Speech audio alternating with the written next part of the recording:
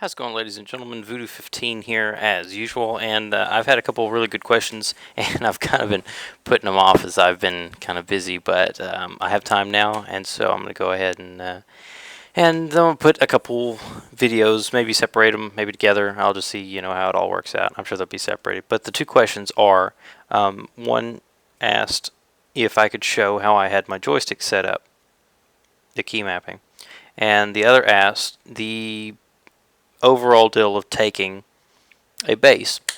So what I'm going to do is I'm going to walk through the base taking first. I think that'll be the easiest to do for you. And so what I'm going to do is I'm going to find an aircraft here.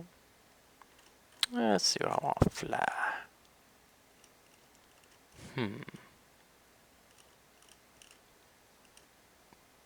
I think I'm going to get a little Wildcat. Hadn't flown in a bit. Don't need much go juice. And what I'm going to do is I'm going to just walk you through it. Now, first things first. Each country starts with a set number of fields. I'm going to zoom out here on the clipboard and I'm going to show you. This is a map. It has all three sides. As you can see down here, there's some rooks, but it's knights and bishops mainly. But all three countries will have an even number of fields when they come into the game. And each of those fields counts for a certain percent. In order to win the game, the map, you have to capture, I believe it's 90% of, no it's not, you have to maintain 90% of your original bases, and you have to capture 40% of the two enemies' bases simultaneously. You have to have them at the same time. Now, you have different sized bases here, and I'll zoom in a little bit here. You'll see, let me turn off vehicle sponsor. Alright, as you see, let me zoom in here a little closer. You see there's a black square with a single slash through it. This is a small airfield. You see this one, and it's harder to see, but you can see that there's two slashes through it, making an X. Now, let me find you I hope there's a large airfield. These are vehicles. They have small tanks on them. And you can always come down here and click on Legend.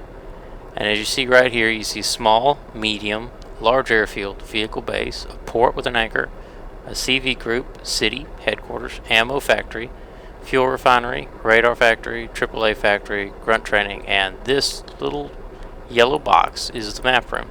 And you'll see one outside of every airfield. The map room is important because it's located pretty much centrally in the town. And you have to be able to capture this town in order to capture the space. So, with your different size fields, it's going to play into how you're going to want to try and take this field. Essentially, if no one is trying to stop you, all you have to do, and it sounds simple, but it's not as simple, is shoot all the anti-aircraft guns that are entered town.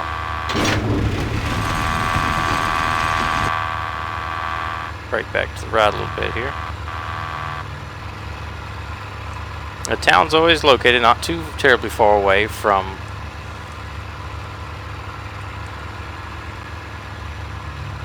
the old airfield here. So as you see, you start seeing these buildings here. So what I'm going to do is I'm going to climb a little bit, give you a good angle on this deal. Now, used to, the town was a small, kind of boxy type shaped deal with some old buildings in it, and you had to destroy each and every building in order to successfully take it. Now you only have to knock out a certain percentage. And you see that green flag that's right there with the bishops on it. That is where the map room is at. You see those two small trenches that go down into it there, right off my wingtip right now. Green flag means that the town's fine. Everything's cool. You see these square and round gun emplacements. Loop around here a little bit. Here's a square gun emplacement, and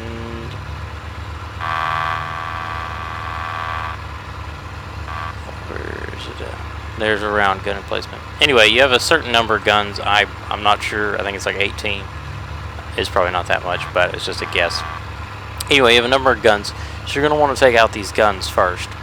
Then you're going to want to start taking out these town buildings. As you take out a certain percentage of the town buildings, I don't know the actual percentage. People correct me. If you're watching this, go ahead and correct me and tell me what it is.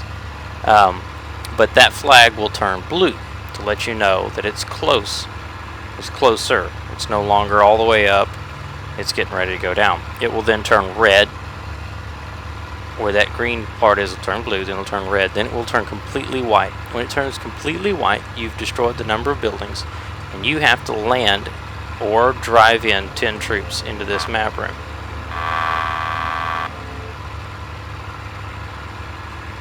Now, if you're dropping them with a C-47, you need to drop them above 800 feet AGL, above ground level. If you're driving a vehicle, get within a mile, and the troops will automatically walk to it. If all 10 troops make it in successfully, you will then own this airfield.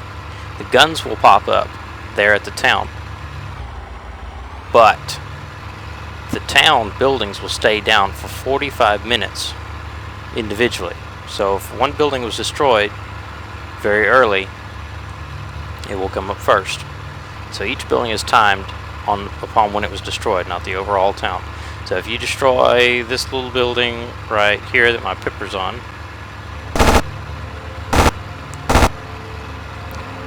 and you destroy it first, but you don't come back and destroy this one for like 10 or 15 minutes, then that building there will come up first. As soon as 45 minutes hit, that building will come up, and the town will start what people call popping. It'll start respawning.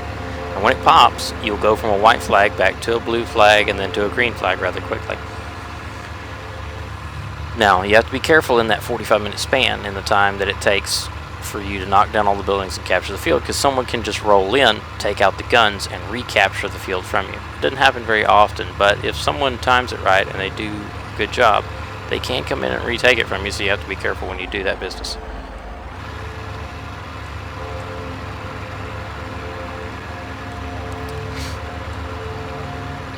Now, you don't have to destroy anything on the field in order to take it, just the town.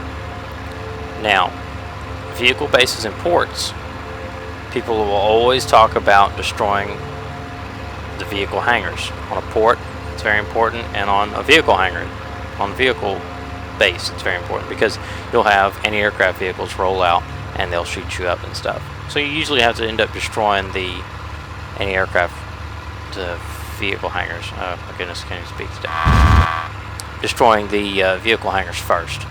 But if you're sneaky enough, you can roll in, blow out all the guns, and then roll back in real sneaky like and take the base without anyone really knowing, if you're doing your business right. So that is essentially how it works. It's very rough, I know.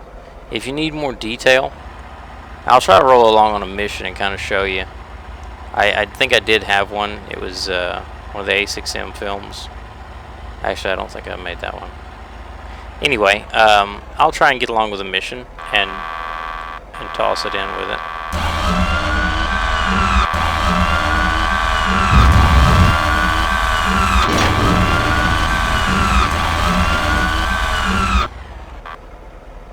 And maybe show a little bit better. But that's essentially what it is. You take out as many buildings as you can in the town until the flag turns white, and then you run in 10 troops. Now, during this time, you're going to be attacked by aircraft. You're going to be tanks are going to be driving around. You'll have people trying to bomb your M3s or your 251s or shoot down your goons, C-47s, any number of things. So you have to be very careful. And there's any number of ways that you can get it as long as 10 troops successfully make it to that town. Now, one of the things with your 10 troops, if you're flying a C-47, you fly over the town, you drop your troops. They're hanging in the chute. A 262 comes through and blows you away. You're sitting in the tower, so you go, okay, cool, I got troops in the air, let me go back. As soon as you click take off, your 10 troops disappear. They no longer count. So, if you have troops that are running to the map room and you get killed and they're like fixing to go in, stay in the tower for a couple minutes. You know, just long enough that you think that your troops would have made it or been killed by that time. Because as soon as you respawn, your troops are gone. And that's to keep people from like running in with something, putting 2 or 3 troops in, getting killed, or towering out and then coming back with more troops and just spamming troops into it. And that's roughly how you do that. It's a lot more difficult for me to show you how to do it than it used to be. With those small towns, you could take them out pretty much by yourself, one person. If you really, a couple trips, you could do it. With these larger towns spread out like they are, it's a lot harder to do it nowadays. You can still do it, but it takes more time. You have to really be on top of your game to do it. You need 2 or 3 people really working together. Anyway, I hope that this helps you today. And if you have any questions or corrections on what I said, because I'm not 100% right, I just go by what I'm, most of the time it doesn't change too much, but a lot more guys are smarter on this game than I am. So corrections or comments, questions, whatever, feel free to post them. You're not going to hurt my feelings or anything. I build this stuff for you, and if it's incorrect, then it hurts you.